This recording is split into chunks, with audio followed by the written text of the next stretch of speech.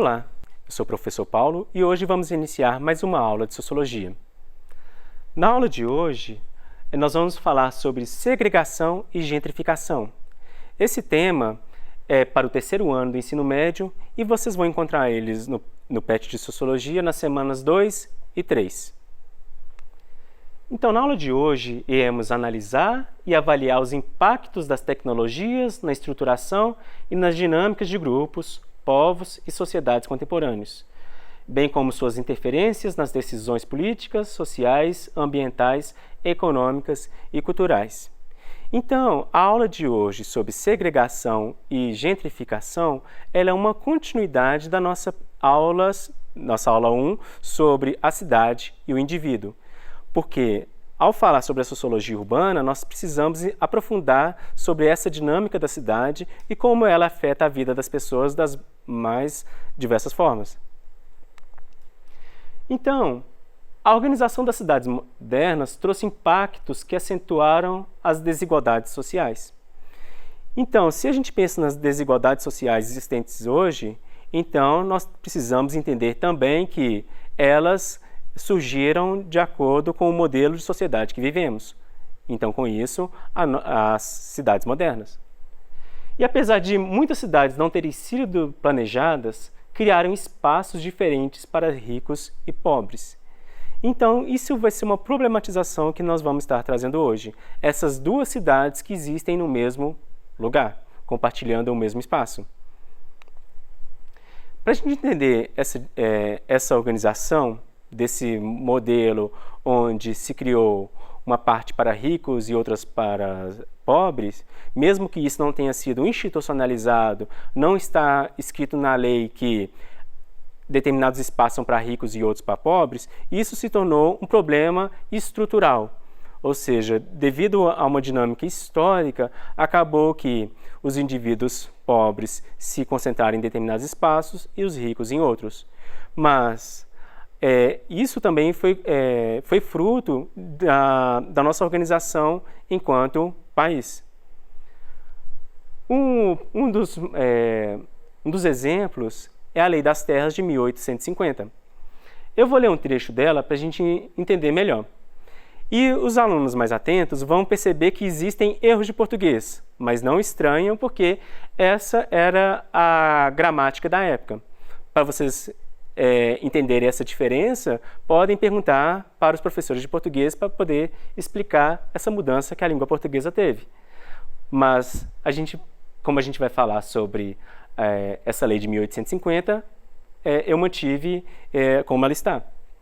Então, a lei diz assim: dispõe sobre as terras devolutas no Império e acerca das que são possuídas por título de sesmaria, sem preenchimento das condições legais, bem como por simples título de posse, mansa e pacífica, e determina que, medidas e demarcadas, as primeiras sejam elas cedidas a título oneroso, assim, para empresas particulares, como para o estabelecimento de colônias de nacionais e de estrangeiros, autorizado o governo a promover a colonização estrangeira na forma que se declara.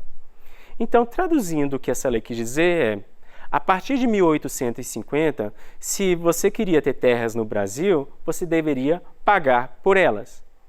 Então, a partir disso, nós precisamos problematizar alguns pontos. Porque antes de 1850, você poderia ter terras, ocupar determinados espaços e depois registrá-los. Mas após 1850, essas terras têm que ser compradas. Então, vamos problematizar essa lei. Se em 1850, a partir desse momento, você tem que comprar terras, então nem todos vão poder comprá-la, principalmente a população negra que naquele momento estava escravizada, pois a Lei Áurea só ocorre em 1888, ou seja, 38 anos depois. Então, a população negra não teve como comprar terras, por dois motivos. Porque se ela estava escravizada, então agora ela não tinha uma renda para comprar. E o outro, se a população tratava os negros como escravos, então como eles vão continuar tratando os negros após a abolição? Então, a sociedade brasileira ela continuou com uma mentalidade escravocrata, então não possibilitando que a população negra pudesse ter acesso às terras. Então, após a abolição, para onde a população negra iria? Os negros recém-libertados iriam para onde? Que lugares eles iriam ocupar, sendo que eles deveriam comprar as terras? E não era permitido a eles ocupar determinados espaços urbanos, porque já existiam as cidades. Haviam cidades grandes naquela época, como Rio de Janeiro e São Paulo, mas eles estavam impedidos de entrar ali. Então, se eles estavam escravizados e agora não tinham uma renda, como iriam comprar essas terras? Então, podemos questionar. A liberdade se deu de modo completo? Então, eles eram livres para poder adquirir uma terra? O governo, naquele momento, se preocupou com a população negra para ser inserida na sociedade? Então, isso aí são pontos que nós devemos questionar sobre essa lei das terras, porque a partir dela que nós vamos ter vários impactos que afetam até hoje. Então, como a população, principalmente a população negra, não pode participar de determinados espaços, ela está proibida de entrar nos centros urbanos, então para onde ela vai? Então acaba existindo uma segregação. Ela não foi institucionalizada por lei pelo Estado brasileiro, mas ela se deu de uma forma estrutural, ou seja, se deu na prática.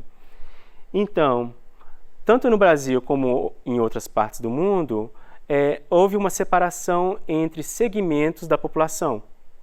Aqui no Brasil, a gente vê que a população negra ela vai ocupar espaços à margem dos centros urbanos. Então, mesmo em cidades planejadas, eles não entram nesses espaços. Então, eles sempre ficam à margem. Então, esses espaços deu o nome que nós conhecemos como as favelas, que é o processo de favelização. Então, os pobres, principalmente os negros, passaram a morar mais afastados dos centros urbanos ou na fronteira desses espaços. Então, esse processo acabou dando origem às favelas, que são agrupamentos urbanos que cresceram de modo desordenado, ou seja, sem um planejamento urbano. Então, após a Revolução Industrial, quando se preocupou na organização das cidades, como as cidades deveriam ser constituídas naquele momento, a partir daquele momento, se pensou num lugar de poder, onde estaria o prefeito, onde estaria o governador, o presidente e o legislativo, no caso do município, os vereadores. Se pensou onde se instalariam os bancos, o fórum, o cartório.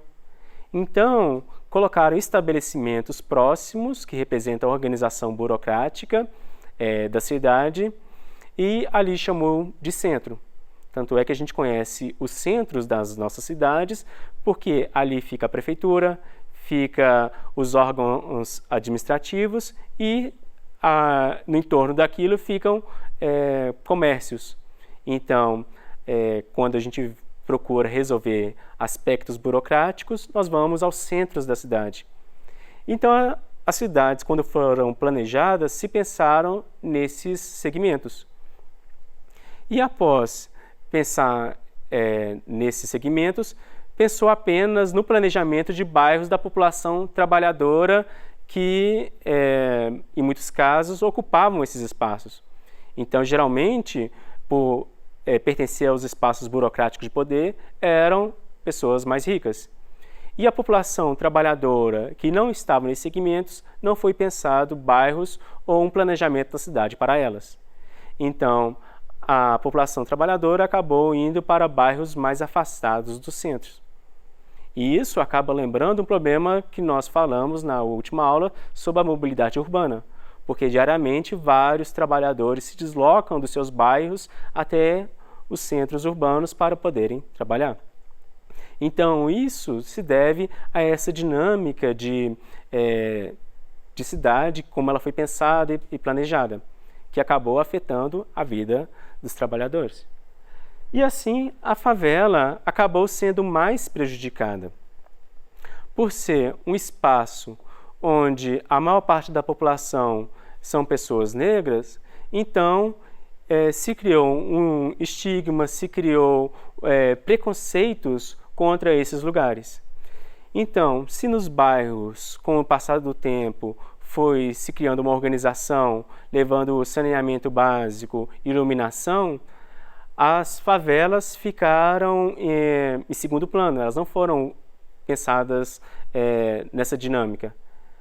Elas eram espaços que eram combatidos. Tanto é que a dinâmica da favela, para o Estado, na sua organização, é um lugar de embate.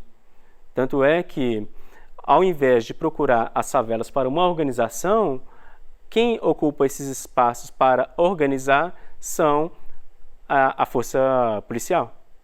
Então, a força policial, a força de segurança do Estado, que ocupa as favelas para organizá-la. Por exemplo, nós temos a cidade do Rio de Janeiro, onde nós temos as UPPs, que se dizem como unidades pacificadoras, mas que é um controle da polícia em lugares onde deveria ter uma atenção maior do Estado, seja do prefeito, do governador e do seu legislativo. Então, as favelas, elas trazem esse dilema. Ela acaba se tornando explícito que a população ela está separada. Existem formas de tratamento diferentes com quem mora nos centros da cidade e quem mora nas periferias. Se você é um trabalhador de um bairro mais afastado ou se você é um trabalhador de um bairro de favela. E isso também traz impactos quando essas pessoas vão procurar empregos, quando elas falam que trabalham, por exemplo, quando elas falam que moram nas favelas. E isso traz um estigma onde elas não são acolhidas, não conseguem emprego por causa do lugar onde elas moram. E dentro da cidade nós também temos um outro problema, que o Karl Marx ele vai problematizar para a gente, que que para uns a cidade tem um valor de troca e para outros ela tem valor de uso. Enquanto uns buscam a cidade, o seu bairro, como um lugar para morar, para viver e criar sua família e ali manter relações, que é o valor de uso, outros vão criar situações para tornar os espaços da cidade como uma mercadoria. Então, a cidade se torna um valor de troca. E com isso se criam situações políticas que nós chamamos de gentrificação. É quando a cidade ela se torna uma mercadoria. Então, o sistema neoliberal ele vai tratar tudo como uma mercadoria. E com isso, ele vai especular, vai criar uma especulação imobiliária sobre determinados espaços, vai ver se ali as pessoas, principalmente empresários, vão enriquecer naqueles espaços e vão criar formas de tirar a população dali para criar outros estabelecimentos. Então, nós podemos definir a gentrificação como um processo de transformação do espaço geográfico, no qual os pobres são retirados de determinados espaços para dar lugar a outros empreendimentos que beneficiarão aos ricos. Por exemplo, para a construção de um condomínio luxuoso, um prédio de escritórios ou apartamentos luxuosos também. Isso pode ser tanto do aspecto privado, empresarial, mas também do aspecto público, quando no Brasil nós tivemos a Copa do Mundo em 2014, onde várias cidades do Brasil se tornaram sede da Copa, e no caso do Rio de Janeiro para as Olimpíadas de 2016. Então, na construção e restauração de estádios de futebol ou construção de estádios para outros esportes, muitas pessoas foram deslocadas daqueles espaços. Ali, nesse deslocamento, nem sempre há uma relação simples, saudável. Há uma relação de conflito, porque muitas pessoas não querem sair de onde vivem. Então, elas são, em muitos casos, forçadas a saírem dali porque vai ocupar um empreendimento de interesse do poder público. Então, com isso, a gente pode também trazer outras questões. Se o Estado ele tira as pessoas do seu lugar para um interesse público, para o interesse de todos, pode ser até mesmo a construção de hospital, a população ela também tem um direito que é pouco divulgado, que é o direito à moradia e o acesso a ele, que ela também exerce, que é o direito a ocupar, principalmente no sistema neoliberal. Como eu falei, que o direito à moradia se tornou uma mercadoria. Por ser uma mercadoria, ela é especulada, ela se torna mais cara, dificultando cada vez mais o acesso da população mais pobre até uma moradia. E isso acentuando, o que nós falamos no início da aula, as desigualdades sociais. Então, a população ela procura formas de acesso à moradia. E uma delas é a ocupação. A ocupação, ela, de forma pejorativa, ela é chamada de invasão, porque fala que as pessoas, sem nada para fazer, invadiram propriedades privadas. Sendo que, no processo de ocupação, muitos espaços que são ocupados pela população mais pobre ou na área rural por movimentos de agricultores, são áreas que pertencem ao poder público que não estão exercendo a sua função social. Ou seja, não é uma propriedade privada que está sendo invadida, mas é um espaço que pertence à União ou ao Estado que está sendo ocupado pela população para valer seu direito, seja moradia ou ao acesso à terra para poder plantar. Então, quando nós vemos casos onde se fala que a população invadiu propriedades privadas, geralmente foram espaços que foram recuperados pelo poder público por causa de dívidas privadas, ou seja, pertencem ao poder público. Então, grupos organizados, movimentos sociais, quando fazem as ocupações, ou o MST, que acabam ocupando terras improdutivas, é porque aqueles espaços pertencem ao poder público. Então, aqui a gente percebe que, dentro dessa organização da cidade, onde se criou dois grupos segregados dentro do seu espaço e que há um conflito de interesses entre vários grupos, principalmente ricos e pobres, então é preciso propor soluções. Então, nós temos que repensar a dinâmica da cidade, porque essa segregação ela acaba agravando cada vez mais as desigualdades sociais. E no campo, como eu falei agora no final, muitos agricultores que precisam trabalhar e produzir não têm como fazer isso.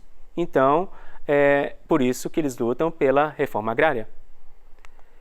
Então, na aula de hoje, nós aprendemos a analisar e avaliar os impactos das tecnologias na estruturação e nas dinâmicas de grupos, povos e sociedades contemporâneos, bem como suas interferências nas decisões políticas, sociais, ambientais, econômicas e culturais.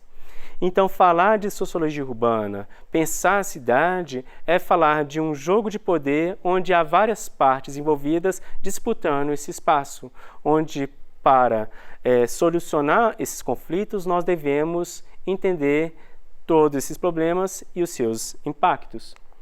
Então, eu sugiro vocês aprofundarem mais sobre o tema, lendo o PET de Sociologia, lendo também os livros didáticos que vocês têm acesso, procurem os professores de Sociologia no aplicativo Conexão Escola e nos vemos na próxima aula. Até a próxima!